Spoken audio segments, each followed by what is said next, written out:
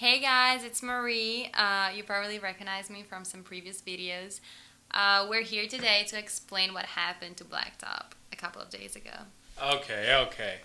Let me get in here. What's good? It's Blacktop. You heard the lady. We're here to explain what happened. We're here to break it down. I promised a part two. You guys smashed that like button, so I'm gonna give it to you.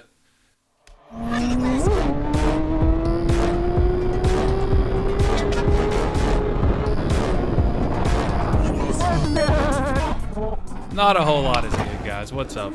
It's Blacktop. I'm bringing you guys the part two, explaining and breaking down exactly what happened in the accident. If you guys haven't seen this video clip you're seeing right here is from my crash. Happened on the 5th of May, and I'll put a little link up there so you guys can check that out if you haven't. If you have seen it, welcome back. Let's just get right into it. I'm going to cross this intersection here and head down San Fernando Boulevard.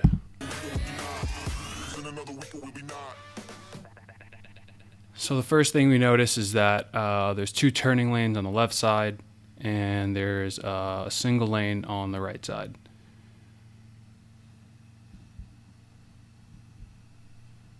Here's another shot of that. Same thing. You can see there's two turning lanes, like I said, and then there's going to be that single lane on the right side that I'm going to start heading down. So there I am. Pause it here again. We can see this yellow line here bubbles out and the road kind of widens, and that's so that the cars pulling in and out of these parking garages can do so without impeding traffic. So the lane actually widens out. You can see the cement here. It's I don't know the exact dimensions, but this road gets dramatically wider.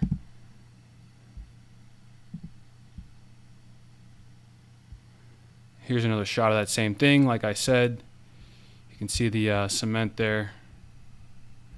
The road widens out to allow the cars to pull in and out. We're going to pause it again here for a couple of reasons. First thing, you're going to see on the right side, like I said, those parking garages, people are pulling in and out, and to not slow down traffic heading towards a light here, the road is a little wider so cars can, pass on the left side, no problem.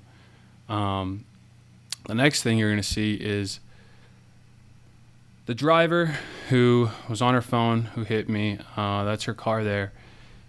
The light is green. You can see 1, 2, 3. All three of these lights are green, and she just hit her brakes. I can go back a couple frames, and we can see that. So you're going to watch it here. I'm going to turn my head, and when I turn back, boom, she hits her brakes. What that indicates to me is that I need to make some sort of move to reduce my speed. You see I'm going 35 right now, and I want you guys to watch my left hand. I'll get rid of my face here. Boom, you see that? I grab my clutch. I'm also doing the same thing on the right-hand side. You couldn't see it, but I'm moving my fingers to a position to guard my brake lever, guard my clutch lever, and possibly downshift and perform an emergency stop if I need to. This next shot is where I'm at. This is the beginning of this little, I don't know, we'll call it a planter wall or whatever. So I'm just at the beginning of this wall at this point when she's hitting her brakes.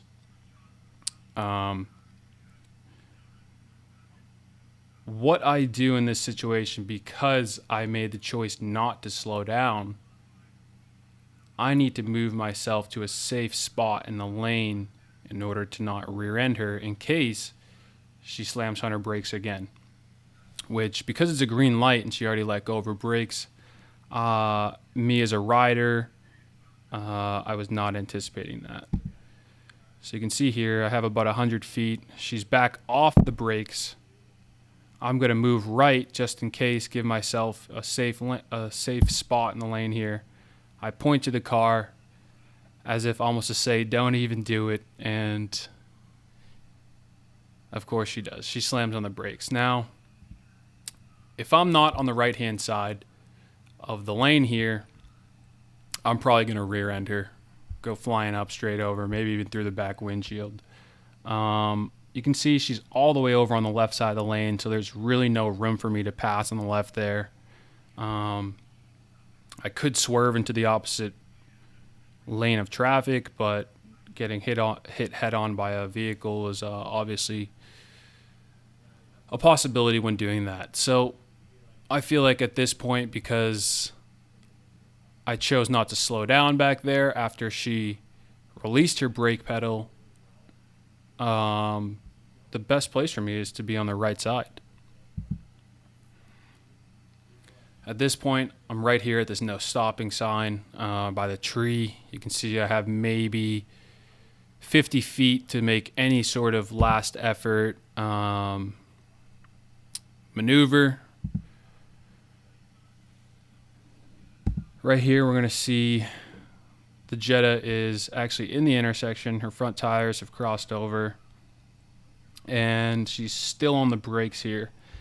At this point, I know that as long as she stops, goes straight, or turns left, I'm okay.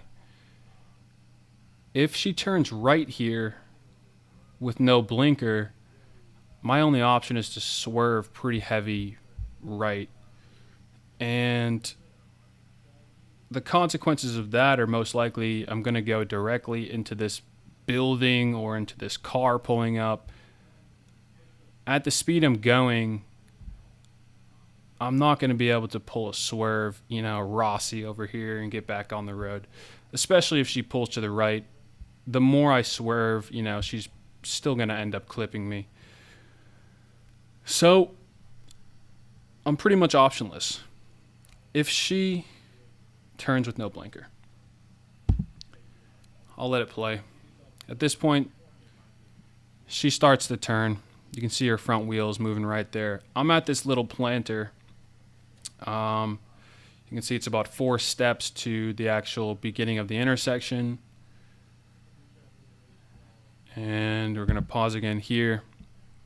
You're going to see the cell phone in her hand.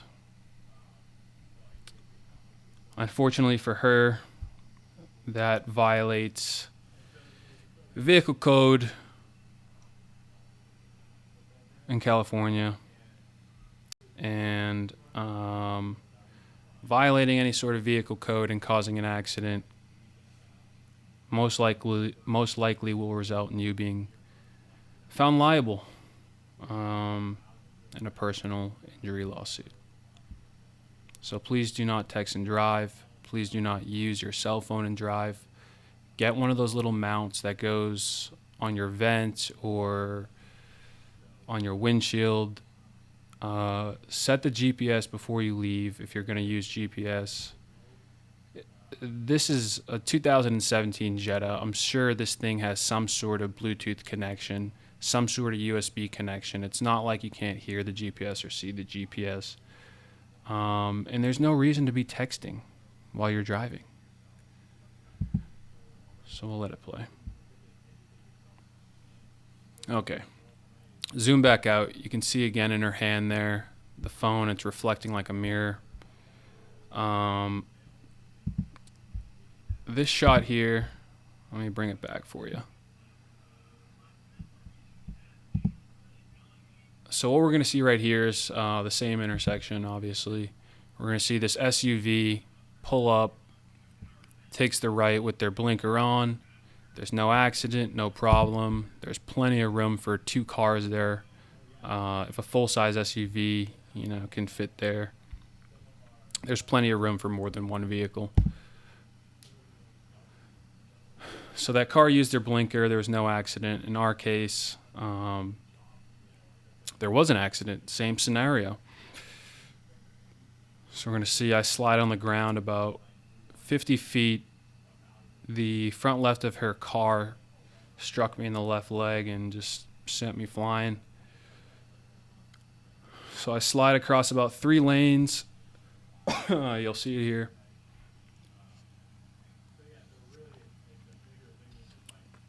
The bike ended up laying across, laying about 3 lanes across the street there. This is another clip. You're going to see the CM intersection from a far back angle. There's about 3 or 4 cars there. This Mercedes is going to slide right by him, take a right. They had no blinker, and it didn't cause an accident. But in our case, we did have an accident. So you're going to see here, I get hit off the bike. I slide, I do a ninja roll, scrape my arm and my back, get a little road rash, but I pop up, and the bike starts leaking a bunch of oil. You can see there where my foot peg or something hit the ground, put a pretty good dent in the cement there. Yeah, I'm good to go, thank you. So that other black car that you saw across the intersection, he saw the whole thing. You want to just help me get this up, right? He said. I don't really think he saw 1, 2, 3. me actually get hit. I think he just heard the noise and then reacted. Hold it. Thank you so much to that guy. He helped me out a bunch. He helped me pick the bike up and push it off to the side of the road. Just pulling that lever on the left side there, and we're gonna we'll just push it straight. Yeah, you see that here? Yeah, man. I don't know what the happened there. I tell him I don't know what happened because at the time I didn't know what happened. I've been a lot better.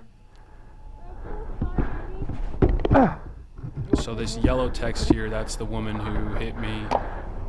She's super upset. She's a little bit nervous. Not a little bit. She's very nervous and visibly upset, and is constantly apologizing to me. And what happened there? Just saying she doesn't know what happened. She didn't see me. She wanted to turn. Yeah, no, it's okay. I'm trying to comfort her and just tell her that, it's okay. She needs to relax and just breathe. She was hyperventilating.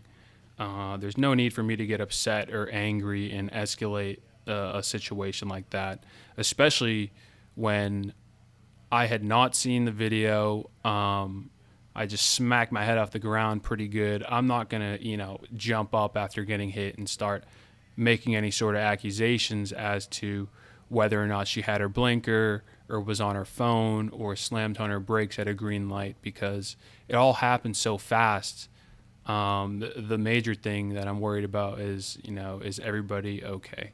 And at the time of the accident, everything up, following from this point, I had no idea that she was on her phone. I didn't, I didn't stop recording with the GoPro yet. I didn't watch the video back or anything. And it wasn't until after I gave my police report. The interaction with the police officer was less than pleasant, to say the least. He took her side of the story first. Then when I went over to talk to him one-on-one and give my side of the story, before I even spoke, he told me that, yeah, you're going to be found at fault, which I found extremely disrespectful, because he's talked to one witness, the lady who's being accused of hitting me, and no one else. He's seen absolutely no evidence. But, to be fair, he's a trained police officer. I'm sure he's seen many accidents like this. And when it comes to, sports bikes versus cars in California, I think, he might have been a little biased, even though he was a motorcycle cop and even though he rides himself, apparently. But anyways, he told me that I was going to be at fault before I got a word out of my mouth. I explained to him what happened and that I had a video of it all that I'd love to send to him so he could check out. Agreed to send the officer the video that I saw she was on her phone. And I got a ton of comments, people saying that I handled the situation well or I handled it calm. But if I would have known that she was on her phone, and that's the reason for her extreme lack of driving skills, I think the situation would have went differently. I don't think I would have been as polite. So what we're going to see here is the angle, the same intersection. This white Mercedes is going to pull up. They're doing the same thing that she did. They're pretty much braking really heavy as soon as they hit this line here, and they have no blinker on. So any vehicles coming behind them are going to be put in the same situation as me. And let's see what the white car does, and let's see how the vehicles behind them react. So the first thing we notice, okay, they put on their blinker. It's a little late, but it is at the, it's at the intersection. Anybody coming up behind them can now see what direction they're going to turn, and they're going to be able to plan accordingly. So the car puts their blinker on. They stop on the left side, waiting to take a left-hand turn. This car comes in pretty fast, goes around to the right, no problem. This other gray car, same thing, goes around to the right, no problem. Don't be scared. Yeah, I'm literally fine. I'm okay. I know. I'm literally fine. So again, she was super upset, apologetic. The horn noise scares her here. She's saying random stuff. Again, telling her to breathe and just relax, and doing my best to just de-escalate, the situation and get her to come to sense, so that when the police do arrive to take, some sort of police report, this woman would be able to accurately describe what happened, which I hope she did. So up here, we're going to see the same angle, this same intersection. You can see there's two cars on the left. There's a Jetta. But this car on the right is going to pull up, and they're going to take a right. You can see they have their right blinker on. And let's just see how it goes. So they stop. They use their blinker. They wait until the intersection's clear, and they go. No problem. So I'll get rid of my face cam here so you can read this. So this guy here in the skinny jeans and red Nikes, you're going to see he was the guy who saw it go down out of the corner of his eye and, and helped us out. He was super friendly, super helpful. He was helping to calm down this lady. He gave us both waters. He was absolute blessing during this situation. But he said he saw it, and he told me that I jumped. Yeah, you legit jumped. I didn't want to go under.